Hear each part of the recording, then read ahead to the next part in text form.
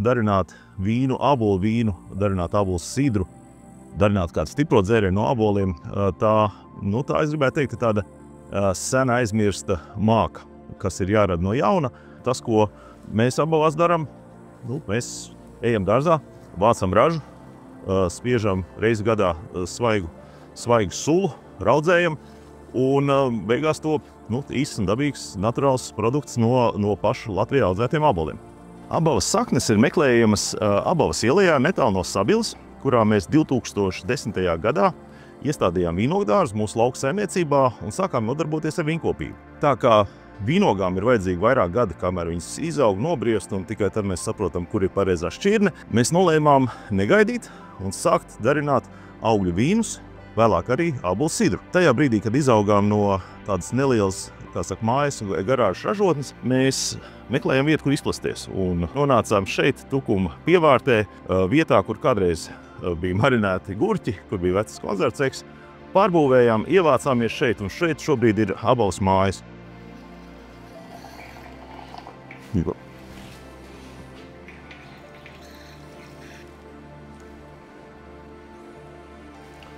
Un, ko tu saki? Man liekas, ka ir foršs, svaigs, aromātisks, kraušķīgs, labi norūts.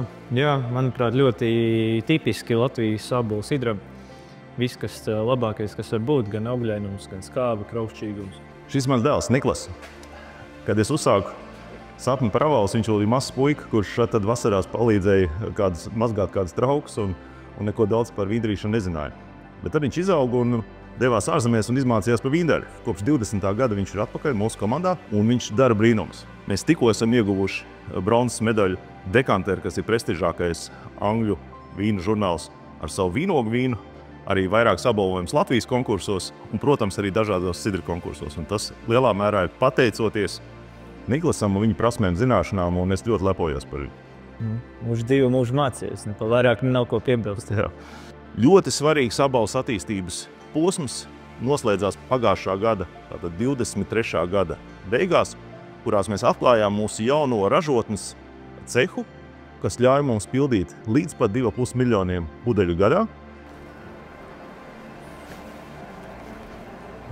Slepenais dārzs. Sidrs, kurā āboli nākuši tiešām no viena slepena dārza, kur auga vairāk nekā 1000 dažādu ābolu šķirņu. Pagājušajā gadā mēs Nordic Cider Competition ieguvām zelta medaļu šim sidram. Mums ir sidri, kuros ir tikai un vienīgi āboli, un tad mums ir sidrs ar garšu. Tātad sidrs, kurās ābols ir bāzē, bet mēs esam pievienojuši citas garšas.